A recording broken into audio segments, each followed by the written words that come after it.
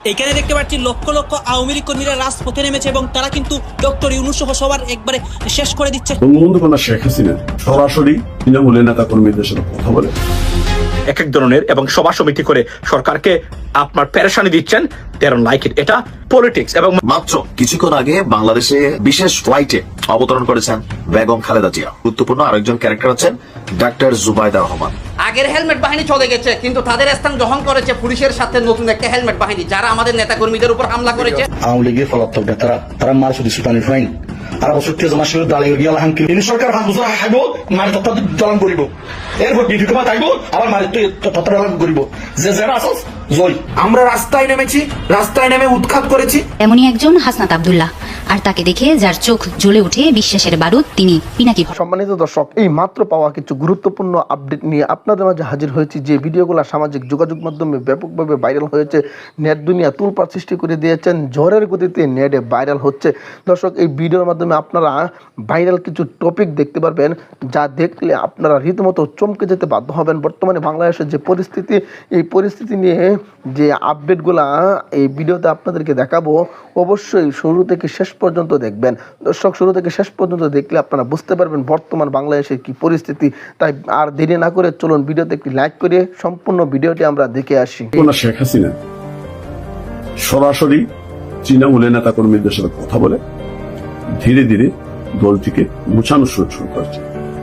অর্থাৎ তিনি এই মুহূর্তে নিজেই বিভিন্ন টেলিগ্রাম গ্রুপে কথা বলে, কখনো ব্যক্তিগতভাবে কর্মীদের সাথে কথা বলে, কখনো কারোর সাথে 3-4 বার করে কথা বলে কর্মীদের খোঁজ খবর নিয়ে তিনি দলটিকে গুছানো শুরু করেছেন, যা তিনি গত 15-16 বছরে করতে পারেননি।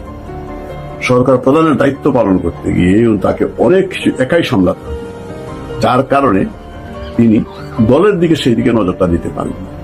যাদেরকে তিনি দায়িত্ব দিয়েছিলেন, দলের দায়িত্ব যাদেরকে দিয়েছিলেন, সাধারণ সম্পাদক থেকে শুরু করে প্রেসিডেন্ট মেম্বার এবং বিভিন্ন টিম গঠন করে দিয়েছিলেন, তারা সেই দায়িত্বটা পালন করেনি।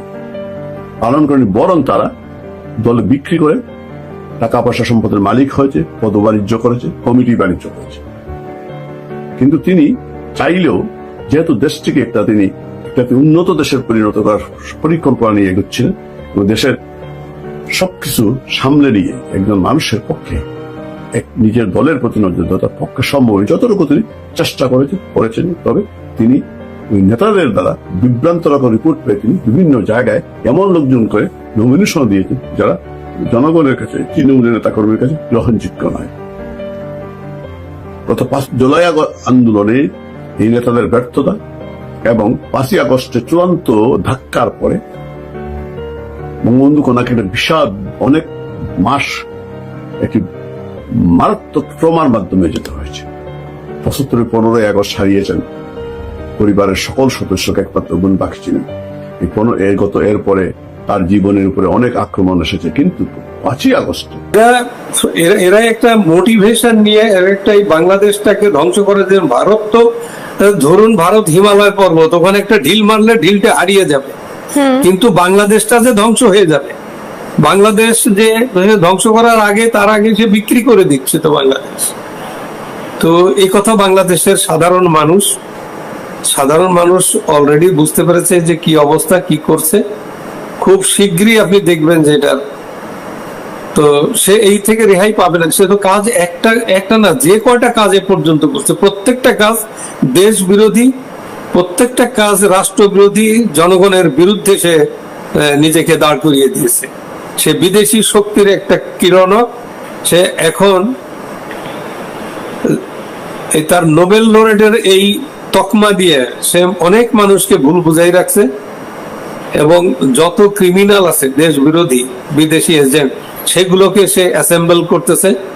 যেমন এই যে খলিল নামে একটা নিয়ে আসছে কোথা থেকে, এর অবস্থা কি জন্য তার চাকরি গেছে, কি অবস্থা, এটা কিন্তু খোঁজ টোজ আমরা এখনো নেইনি। তো সে ওখানে বসে তার হয়ে আমেরিকায় বসে বা কি করছে, এটা তো বোঝাই যাচ্ছে। সে কিছু গেম টেম সে এখানে অলরেডি শুরু করে দিছে, এবং সে দেখায় একদিকে, মারে আর একদিকে, এরকম একটা প্ল্যান করে মোদিজির সাথে যে বৈঠক করাইলো তার, সেটাও এই খলিলের প্ল্যান। তার উপর আঘাত করে না। আমাদের একমাত্র আদর্শ আছে, বাংসুরবিহীন করা হরতালের ইতিহাস আছে বাংলা ইসলামী ছাত্র সেনা। আমরা কারোর উপর আঘাত করিনি। আর আমরা আমাদের নেতা কর্মীদেরকে নির্দেশ দিয়েছি, প্রত্যেক স্পটে লাইভ ভিডিও ছিল, লাইভ ছিল, আমাদের লাইভ ফুটেজ আপনারা দেখতে পারবেন। আমাদের নেতা কর্মীরা কারোর উপর হামলা করেনি, কাউকে আঘাত করেনি। যারা তারা খারাপ, এখন বলি 24-এর গণ অভ্যুত্থানের পট পরিবর্তন হয়েছে, সেখানে এখন আগে যারা হেলমেট বাহিনী ছিল, সেই হেলমেট বাহিনীর পট পরিবর্তন হয়ে এখন নতুন একটা হেলমেট বাহিনী, নতুন লাঠিয়াল বাহিনী যুক্ত হয়েছে। আগের হেলমেট বাহিনী চলে গেছে, কিন্তু তাদের স্থান গ্রহণ করেছে পুলিশের সাথে নতুন একটা হেলমেট বাহিনী, যারা আমাদের নেতাকর্মীদের উপর হামলা করেছে। আমরা বিভিন্ন, আপনারা দেখবেন তাদের ছবির সাথে মিলানো আছে, তারা কাদের নেতাকর্মী। যারা এখন ফেসবুকে ভাইরাল, আপনাদের যারা ফেসবুকে, যারা আপনারা বিভিন্ন মিডিয়া থেকে লাইভ করছেন, সেখানে লাইভের মধ্যে কমেন্ট করা হয়েছে কে কার কর্মী। আমরা নাম বলতেছি না, নাম বলতে হচ্ছে না, সবাই জানে বর্তমানে কারা মব জাস্টিস করতেছে।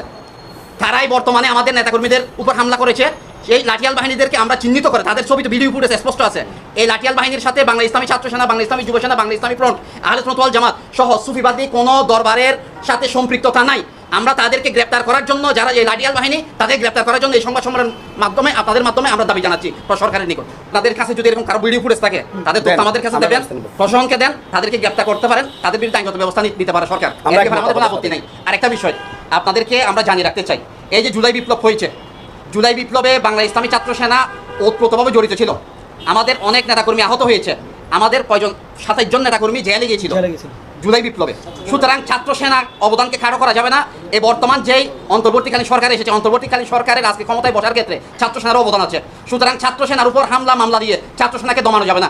আমরা বলতে চাই, শহীদ রইসুদ্দিন, মাওলানা ইমাম রইসুদ্দিনকে যারা হত্যা করেছে, মব ভাইলেন্সের মাধ্যমে যারা দেশের মধ্যে অরাজক পরিস্থিতি সৃষ্টি করতে যাচ্ছে, আমি আহলে সুন্নাত ওয়াল জামাত, বাংলা ইসলামী ফ্রন্ট, বাংলা ইসলামী যুব সেনা ছাত্র সেনা, ইসলামিক ফ্রন্ট বাংলাদেশ, ইসলামী ছাত্র সেনা সহ আমাদের যেসব দরবারের ভাইরা আমাদের সাথে আজকে একসাথে আন্দোলন করতেছে, প্রত্যেকের পক্ষ থেকে বলতে চাই, এই আন্দোলন শেষ হবে না যতক্ষণ পর্যন্ত ইমাম রইসুদ্দিন হত্যার বিচার হবে না, ততক্ষণ পর্যন্ত আমাদের আন্দোলন চলবে।